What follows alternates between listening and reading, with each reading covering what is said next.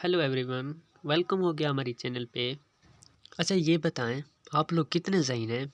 हर सवाल के आपके पास 3 सेकंड है। 3 सेकंड में आप सवाल का जवाब कमेंट कर सकते हैं। और अगर चैनल पे न्यू है तो जल्दी से चैनल को सब्सक्राइब करें। तो स्टार्ट करते हैं आज की मज़ेदार वीडियो।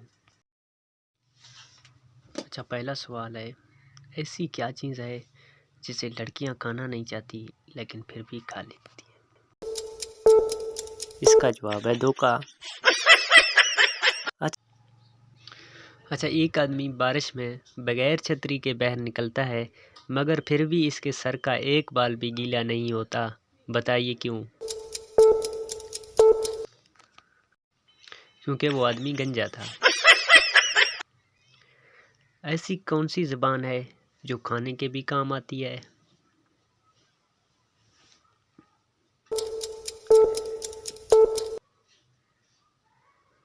इसका जवाब है चीनी ज़बान। अच्छा ऐसी कौन सी जगह है जहाँ जाते 100 लोग हैं मगर वापस 101 लोग आते हैं? इसका जवाब है बारात। अच्छा दुनिया में सबसे ज़्यादा फिल्में किस मुल्क में बनती हैं?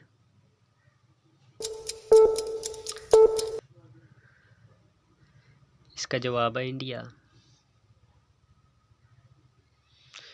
अच्छा वो कौन है जिसे डूबता देखकर भी कोई बचाने नहीं आता? इसका जवाब है सूरज।